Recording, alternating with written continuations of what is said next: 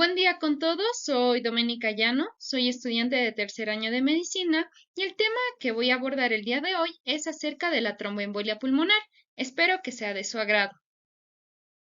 Los temas que se van a platicar en este video, primero, empezando por la definición de lo que es la tromboembolia pulmonar, los factores de riesgos asociados a la fisiopatología, las manifestaciones clínicas, el diagnóstico, los exámenes complementarios, ya lo que serían los estudios por imagen, como es la radiografía de tórax, la gammagrafía de ventilación-perfusión, la angiotac y un banco de imágenes, el cual va a incluir lo que son casos clínicos para interpretar los siguientes.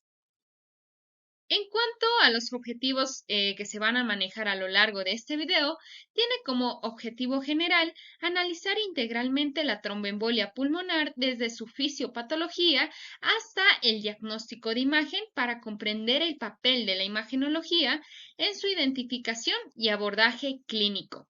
En cuanto a los objetivos específicos, el primero es describir los principales factores de riesgo, manifestaciones clínicas y fisiopatología de la tromboembolia pulmonar como base para su sospecha diagnóstica, explicar los métodos diagnósticos disponibles y los exámenes complementarios utilizados en la evaluación de pacientes con sospecha de la tromboembolia pulmonar y finalmente interpretar los hallazgos radiológicos característicos en cada estudio de imagen, como la radiografía de tórax, la gammagrafía de ventilación-perfusión y la angiotomografía pulmonar a través de casos clínicos representativos.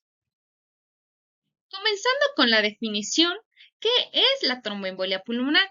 La tromboembolia pulmonar es una condición potencialmente grave que ocurre cuando un coágulo de sangre, es decir, un trombo que proviene de las extremidades inferiores, como es de las piernas o de la pelvis, viaja a través del torrente sanguíneo y va a ocluir de manera parcial o total lo que serían las arterias pulmonares, dificultando este intercambio gaseoso que es necesario para la supervivencia del ser humano. Entonces, ¿por qué es importante también? Porque la incidencia anual de la tromboembolia pulmonar a nivel mundial se estima que es de 115 casos por cada 100.000 habitantes. Entonces, ahí está la importancia clínica de este. Ahora, en cuanto a los factores de riesgo, estas son importantes puesto que es el primer paso de evaluación de un paciente ante la sospecha de TEP, puesto que aquí nos ayuda a identificar los factores de riesgo predisponentes. Y de acuerdo al riesgo relativo, los factores de riesgo se dividen en tres, que es los factores de riesgo fuertes, moderados y débiles. Dentro de los fuertes, pues va a estar, por ejemplo, una fractura de la cadera o un miembro pélvico, el reemplazo de rodilla o de la cadera, una cirugía mayor, un trauma mayor y una lesión en la médula espinal. Dentro de los factores de riesgo moderados está la cirugía artroscópica de rodilla, catéteres venosos centrales, quimioterapia, falla cardíaca o respiratoria crónica, tumores malignos, terapia anticonceptiva, un embarazo, un embolismo previo y la trombofilia. En sí, los factores de riesgo débiles va a estar un reposo en cama por más de 3 días, un reposo prolongado, ancianos, la obesidad, venas varicosas y el embarazo otra vez, pero esta vez en anteparto. Y en ocasiones pueden desencadenarse por situaciones triviales, como son los traumatismos menores o simplemente al efectuar un viaje en avión o en bus de larga data, con larga cantidad de horas, y aún así puede presentarse en ausencia de trombofilia, se debe evaluar y se debe descartarse el uso de anticoagulantes, factores trombóticos heredados o adquiridos, siempre que exista la sospecha clínica. Para entender la fisiopatología de la tromboembolia pulmonar, hay que tener en cuenta que los factores de riesgo que les mencionaba anteriormente están relacionados a lo que es la triada de Virchow, que es en sí estos factores predisponentes para formar una trombosis venosa profunda, el cual va a estar conformado esta triada de una lesión endotelial, un estado de hipercoagulabilidad y una éstasis circulatoria. Entonces, ¿cómo es la fisiopatología de la tromboembolia pulmonar? En sí, al haber un aumento de la poscarga del ventrículo derecho, este mismo se va a dilatar y va a dar igual a una isquemia del mismo. Va a disminuir la contractividad, obviamente, del ventrículo derecho, va a disminuir su gasto cardíaco y con el gasto cardíaco bajo, va a haber una disminución de la perfusión coronaria al ventrículo derecho y una disminución, asimismo, del suministro de oxígeno, lo que daría lugar a un shock cardiogénico que desencadenaría la muerte del paciente. Estos factores claves contribuyen al colapso hemodinámico de la embolia pulmonar. En relación a las manifestaciones clínicas, hay que tener en cuenta que la tromboembolia pulmonar es un cuadro clínico variado que puede tener tanto signos y síntomas clásicos como presentarse una carencia de estos, lo cual va a parecer desapercibida ante los ojos del personal médico. Entre los síntomas clásicos, por ejemplo, tenemos la disnea, que suele ser en reposo o a menudo de una aparición repentina en un 73%, también un dolor pleurítico en un 66%, tos, un dolor en las piernas debido a un estado de trombosis venosa profunda concomitante, hemoptisis, síncope o presíncope y ortopnea. En cuanto a los signos, este va a presentar taquipnea, estertores, un edema en los miembros inferiores debido a este mismo trombosis venosa profunda, una taquicardia sinusal o otras taquiarritmias, hipoxia, un cuarto ritmo cardíaco, así como el componente pulmonar acentuado en el segundo ruido cardíaco y un colapso circulatorio. Para el diagnóstico de la tromboembolia pulmonar hay que tener en cuenta que ninguna prueba aislada es lo suficientemente sensible y específica para confirmar o, por lo tanto, descartar el diagnóstico de una tromboembolia pulmonar agudo sintomático. Y por lo tanto, el diagnóstico de la enfermedad debe incluir lo que es primero la sospecha clínica, segundo, los resultados del número D y finalmente las pruebas de imagen que nos confirmarían la tromboembolia pulmonar. Y este paso es importante puesto que nos permite clasificar a los pacientes con sospecha de tromboembolia pulmonar en distintas categorías dependiendo de la severidad con la que se esté ocluyendo la arteria pulmonar. Para la sospecha clínica es muy importante utilizar escalas clínicas validadas como es la escala de Wells y la de Ginebra, que es en sí un primer escalón hacia la aproximación diagnóstica al paciente estable hemodinámicamente con sospecha de tromboembolia pulmonar. Aquí está la escala de Wells, el cual al tener tiene ciertos parámetros con una puntuación específica. Por ejemplo, el diagnóstico alternativo más probable que la tromboembolia pulmonar, con un puntaje de 3 puntos, signos y síntomas, antecedentes de tromboembolia pulmonar, una inmovilización de al menos 3 días o una cirugía en el último mes, taquipnea, hemoptisis o un cáncer en tratamiento activo o paliativo. El cuadro que yo encontré dice que si tiene alta sensibilidad para el dímero D, si tiene menos de 2 puntos, hay una baja probabilidad, una probabilidad intermedia si tiene de 2 a 6 puntos y mayor de 6 puntos, una alta probabilidad. Para un dímero D menos sensible, si tiene menos de 4 puntos, ya sería poco probable y mayor a 4 puntos, probable.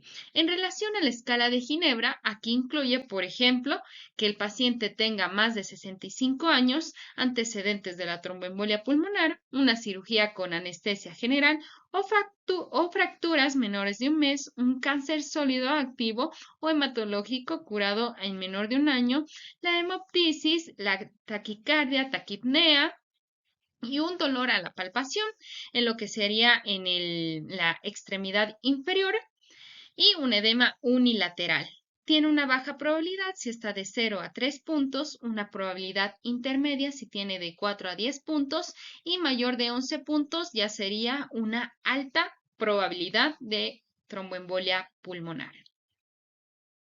escala que suele ser utilizada es la escala de gravedad de la embolia pulmonar o PESI, que en sí va a servir para identificar a aquellos pacientes con un bajo riesgo de complicaciones a corto plazo.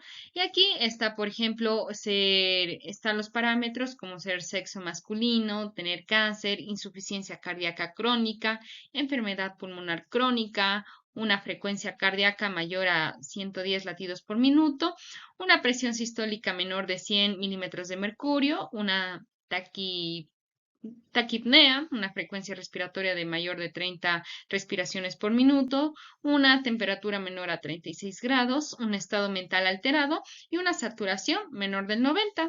Y según la clasificación del riesgo, esta va a ser de escala 1, 2, 3, 4 o inclusive el 5. Entonces, en sí, la clasificación de la tromboembolia pulmonar va a ser de esta manera. Se va a clasificar según el patrón temporal de presentación. Va a ser aguda, subaguda o crónica. Aguda si los signos y síntomas se presentan inmediatamente a la obstrucción de los vasos pulmonares. Subaguda si este ya tiene una tromboembolia pulmonar ya de días o semanas posteriores a la obstrucción. Crónica si existe un desarrollo lento de signos y síntomas con hipertensión pulmonar por muchos años y según la ubicación anatómica, la tromboembolia, el émbolo, se puede localizar en silla de montar, lobar, segmentaria o subsegmentaria. La tromboembolia pulmonar en silla de montar, que representa del 3 al 6%, se ubica a nivel de la bifurcación de la arteria pulmonar principal y suele extenderse hacia ambas arterias pulmonares, que lo vamos a ver más adelante. Ahora vamos con la sección de exámenes complementarios. Los biomarcadores analíticos útiles para la tromboembolia pulmonar van a estar el dímero D, las troponinas cardíacas, BNP, el NT-proBNP, el lactato y el filtrado glomerular. Mencionando el primero, el dímero D, este es importante puesto que su expresión en la fisiopatogenia de la tromboembolia pulmonar es la carga trombótica. En sí, el corte va a ser arriba de los 500 nanogramos por ml y este se va a calcular de la siguiente manera para aquellos pacientes que tengan más de 50 años. Si tienen, se va a multiplicar su edad por los nanogramos por ml y va a tener una alta sensibilidad, sin embargo su especificidad va a ser baja, puesto que el dímero D no solamente se va a elevar en la tromboembolia pulmonar. Las troponinas, estas nos van a indicar lo que es el daño miocárdico, el BNP, NT, proBNP, van a indicarnos lo que es el estrés tensional de las cavidades del ventrículo derecho, es decir, una disfunción del mismo. El lactato va a haber una hipoperfusión tisular y el filtrado glomerular, una nefropatía aguda por un bajo gasto cardíaco. El algoritmo diagnóstico que se va a seguir para los pacientes con una sospecha de tromboembolia pulmonar va a ser el siguiente. Si tiene una sospecha de tromboembolia pulmonar con un riesgo alto y se tiene una tomografía disponible en ese mismo instante, se le realizaría lo que es la angiotomografía. En cambio, si este no está disponible y en la ecocardiografía se muestra una sobrecarga del ventrículo derecho y ya se tiene la tomografía, se optaría por lo que es la angiotomografía. Si en cambio la tomografía sigue sin estar disponible, sin embargo, debido a la sobrecarga del ventrículo derecho, ya se podría iniciar lo que es el tratamiento. Sin embargo, si no se muestra una sobrecarga del ventrículo derecho, se descartaría la TEP. Ahora, sin embargo, si existe un riesgo no alto y una probabilidad clínica de TEP que es más bien baja o intermedia, inclusive improbable, se puede optar por el dímero D y dependiendo de si es menor de 500, descartaríamos la TEP y si es mayor de 500, se optaría por la angiotomografía. Si la probabilidad clínica de la tromboembolia pulmonar es alta y probable, se opta por la angiotomografía pulmonar. Y dependiendo de la angiotomografía, si es negativa, se descarta la tromboembolia pulmonar y si es positiva, se inicia con el tratamiento.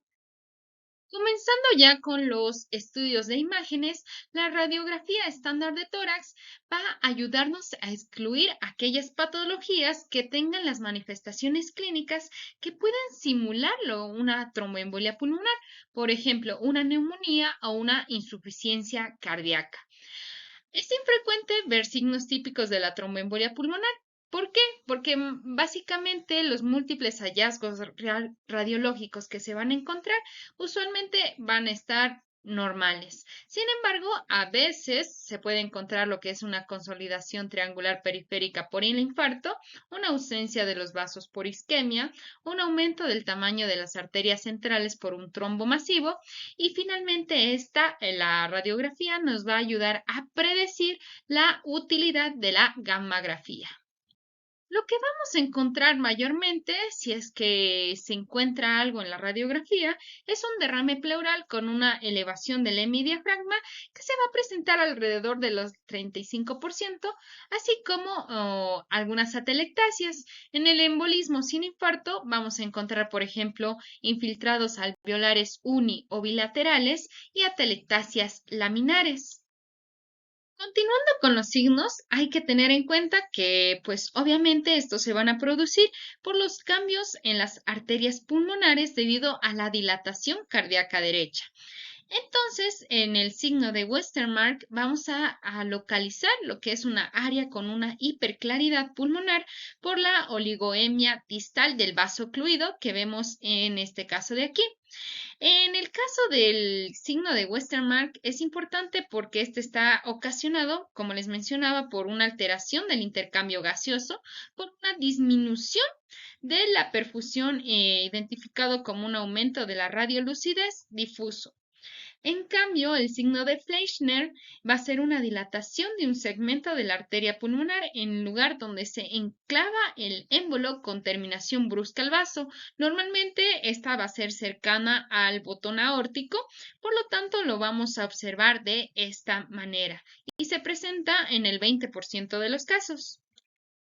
En cambio, en el embolismo con un infarto incompleto se va a acompañar de una hemorragia y edema, mientras que el completo va a presentar ya necrosis. Entonces, aquí vamos a poder encontrar el signo conocido como el signo de la joroba de Hampton, que es en sí una opacidad triangular de la base pleural y vértice hacia el ilio. Es un signo poco frecuente que se presenta alrededor del 20% y como les mencionaba, es una opacidad en cuña que parte en relación con infartos pulmonares comúnmente hacia las bases.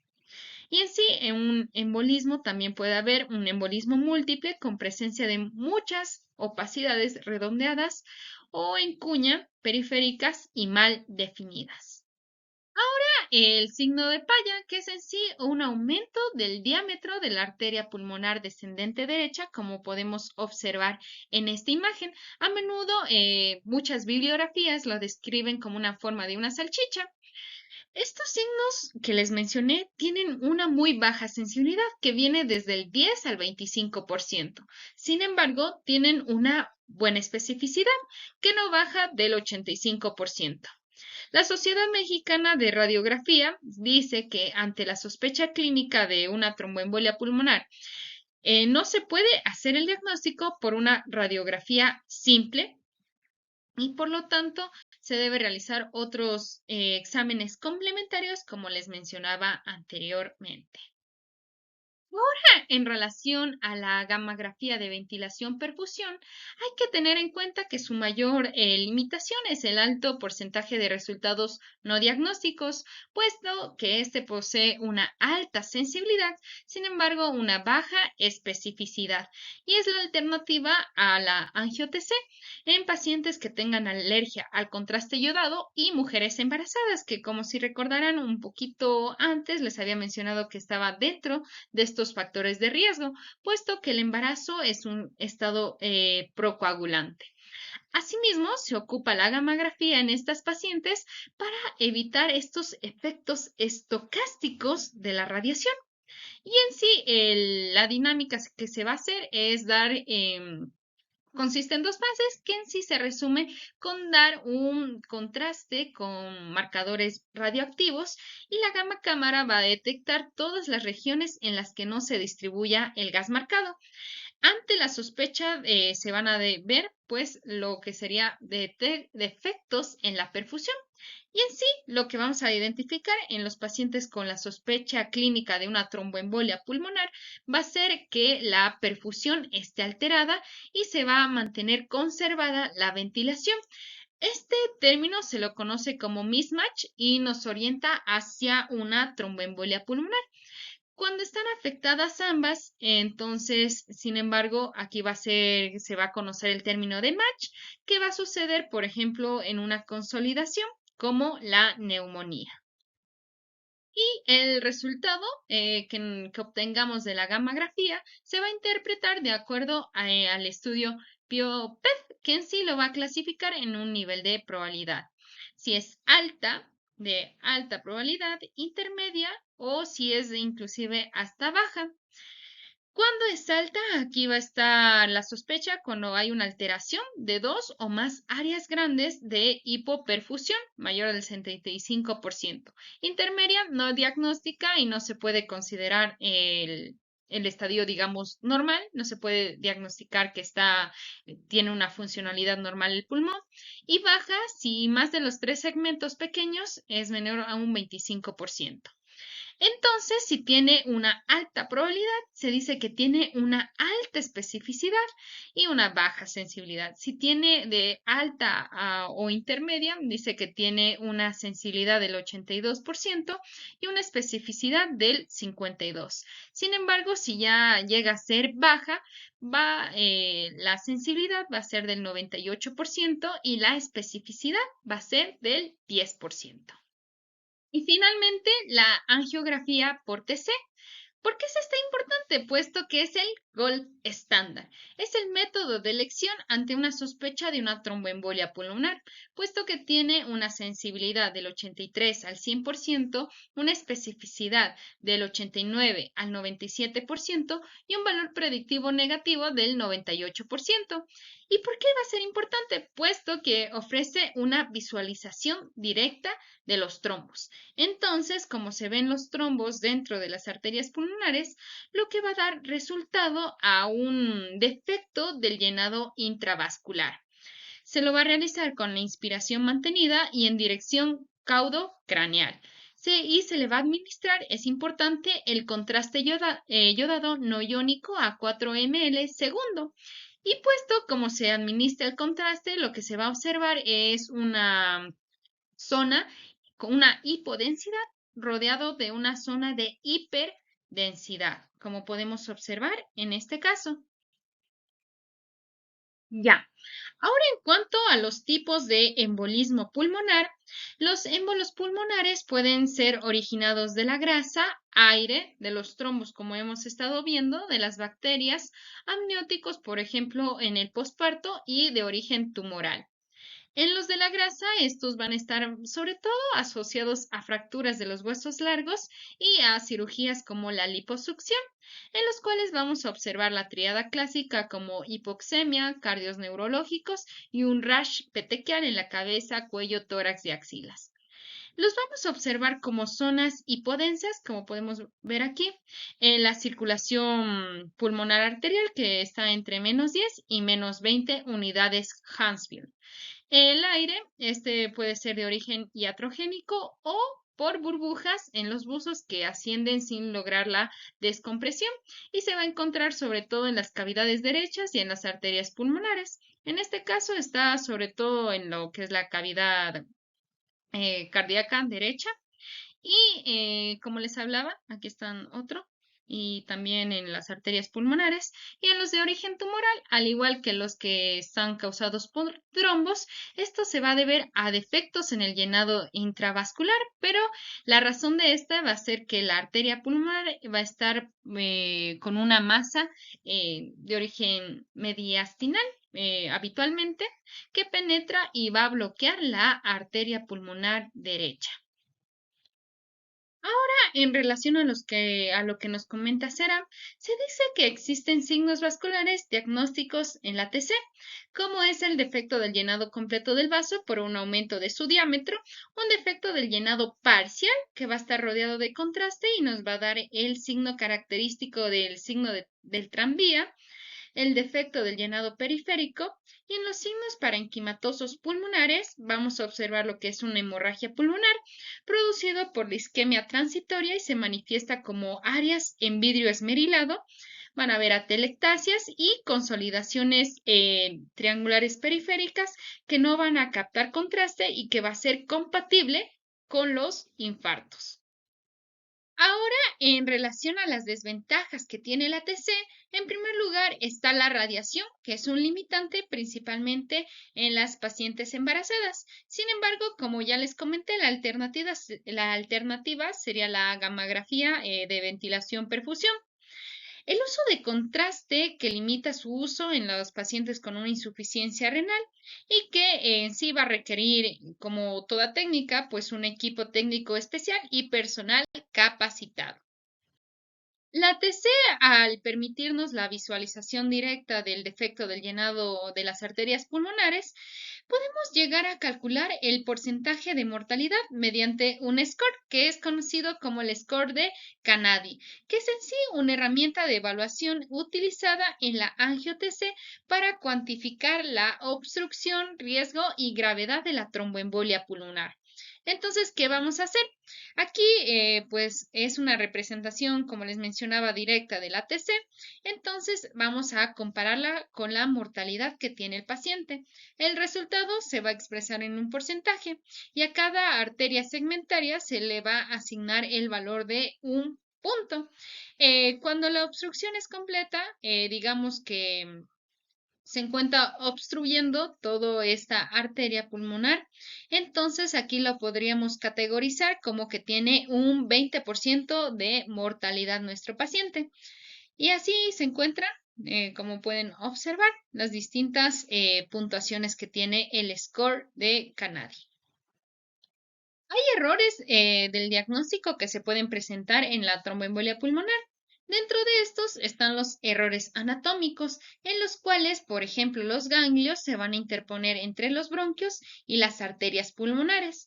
El de las venas pulmonares, puestos como estas cursan por los tabiques y se encuentran separadas de las arterias y de los bronquios. Y las impactaciones bronquiales. En cuanto a los errores técnicos, estos pueden estar causados por movimientos respiratorios y cardíacos y una mala opacificación, que es conocido como el error del tiempo de disparo, y artefactos del volumen parcial que pues nos van a dar un diagnóstico erróneo de la tromboembolia pulmonar.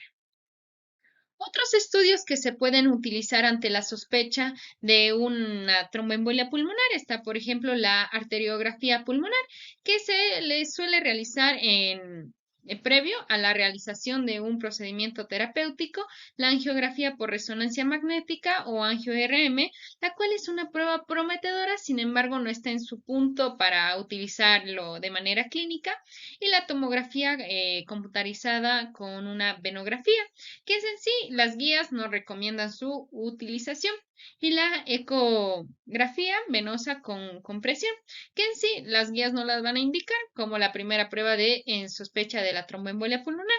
Entonces, ante la sospecha de lo que sería una TEP, la primera opción, el gold estándar, como les mencionaba, va a ser la angio-TC. Ahora vamos con la última parte, que es el banco de imágenes, donde vamos a ver una serie de casos clínicos para poder correlacionar todo el conocimiento que hemos visto a lo largo de esta charla. Siguiendo con los casos clínicos, yo les traje una paciente mujer que tiene lo que es un dolor torácico y dificultad para respirar de tipo crónico. En la radiografía estándar de tórax se puede evidenciar lo que es una cardiomegalia con almohadillas grasas pericárdicas prominentes y ambas arterias pulmonares se encuentran dilatadas, especialmente la que se ubica en el lado derecho con la impresión de una masa iliar y el resto de pulmones se reportó que no presentó alteraciones.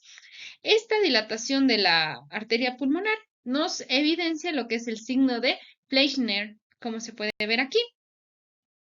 En cuanto a esta paciente, se dice que es una mujer de 70 años que tiene un dolor torácico de aparición repentina, disnea y niveles elevados de dímero D.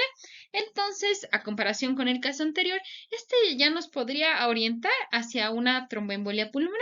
Y si tiene niveles elevados, acuérdense que a pesar de que tengamos una baja sospecha clínica, podríamos irnos por igualmente una angio-TC, que es este caso en el que se reportó un defectos en el llenado de las arterias pulmonares de manera bilateral con una opacidad periférica de forma triangular en el lóbulo medio derecho del parénquima pulmonar, resultado de un infarto pulmonar secundario a una embolia, como se puede observar aquí.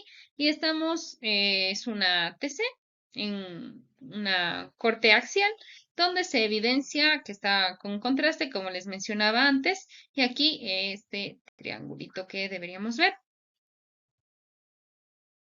En relación a este caso, vamos a observar lo que es una embolia pulmonar en silla de montar. Esta es una TC y es una embolia pulmonar grande, no oclusiva, que se extiende en la bifurcación de la arteria pulmonar principal. Como pueden observar, y lo que les comentaba antes, que se observa una hipodensidad rodeada de una hiperdensidad debido al contraste. Y ahora, en este caso, vamos a poder evidenciar que esta es una angiografía por TC de tórax en un corte axial, en la cual se va a poder ver una embolia, se reportó una embolia pulmonar multifocal. En la imagen A, con esta flechita, vamos a observar que hay defectos en el llenado de las arterias pulmonares de la língula. Y en cambio, en la imagen B, vamos a ver que se localiza sobre todo en el lóbulo inferior derecho. Igualmente, se puede evidenciar lo que les comentaba de una hipodensidad rodeado de una hiperdensidad. En este caso, a él o la paciente se le realizó tanto una gammagrafía como una angio-TC. Como se puede evidenciar, esta es corte axial, está con contraste. En la imagen A vamos a observar lo que sería un defecto subsegmentario que nos orientaría que existe una mala perfusión hacia el pulmón en este lado y se reportó una probabilidad intermedia de una embolia pulmonar. Al momento de realizarse una TC, pues se observó que hay un trombo en una de las arterias de las ramas de la arteria pulmonar en el lóbulo inferior izquierdo, como se puede evidenciar aquí. En este caso, el paciente es un hombre de 85 años que presentó síncope en mareo postural de una semana y troponinas positivas. Al momento de realizarse una RX, se puede evidenciar pues en la radiografía estándar de tórax y está una lateral, que existe la joroba de Hampton, como se puede ver por aquí esta joroba de Hampton, que como si recordamos un poco, a pesar de que es muy poco probable que se encuentre, sin embargo, sí tiene una alta especificidad. Entonces, al momento de verla en una RX, hay que también tener en cuenta que esta no es diagnóstica, entonces se necesitarían pasar a una angiotac para confirmar el diagnóstico.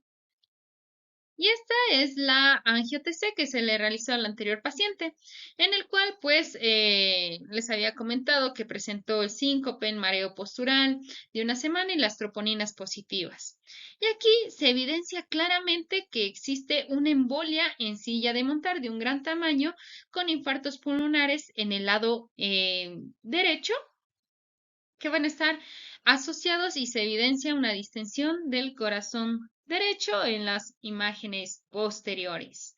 Entonces aquí vemos otra vez lo que les comentaba, una hipodensidad rodeada de una hiperdensidad que se extiende alrededor de de ambas arterias pulmonares.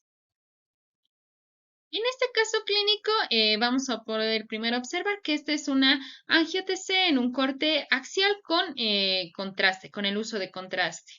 Se reportó que existen defectos de llenado completo con el asterisco y defectos del llenado parcial con los que tienen la flecha grande en las arterias lobares inferiores bilaterales de manera bilateral. La oclusión completa del vaso en el lado derecho, este se va a asociar una zona de consolidación triangular con una base pleural con lucencias centrales, flechas pequeñitas y un broncograma aéreo. Ahora, para las lucencias centrales hay que tener en cuenta que estas presentan un signo característico del infarto pulmonar. Los ángulos formados entre lo que serían las paredes del trombo y del vaso, y en el caso del defecto del llenado parcial, en el lado sobre todo izquierdo, vamos a poder observar que son características de ser de manera aguda y este mismo parámetro ha sido el que se ha utilizado para describir un signo de tromboembolia pulmonar, sobre todo la de tipo agudo.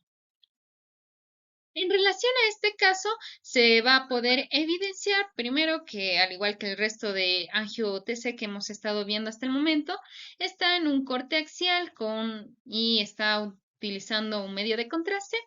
Y en esta imagen es especial puesto que se evidencia el signo del anillo de la tromboembolia pulmonar, en el cual aquí se puede evidenciar que existen defectos del llenado parcial en su localización tanto central como de manera periférica. Entonces, aquí se va a localizar sobre todo en los segmentos inferiores, en los lóbulos inferiores, y en esta cabeza de la flechita se va a poder evidenciar una oclusión total del vaso segmentario del lóbulo medio. Aquí igualmente se puede evidenciar lo que les comentaba, que existe una hipodensidad que está rodeada de la hiperdensidad del contraste. Especialmente esto es importante al momento de las agudas, justo que se menciona, puesto que si fuera de manera crónica, ya no se evidenciaría tanto este signo del anillo que estamos viendo en este momento. Ahora, en este caso, se le realizó una gammagrafía de ventilación-perfusión a un paciente hombre de 20 años, en los cuales se evidenció, pues, que existen defectos mayores bilaterales de perfusión no coincidentes y consistentes con una embolia pulmonar de alta probabilidad.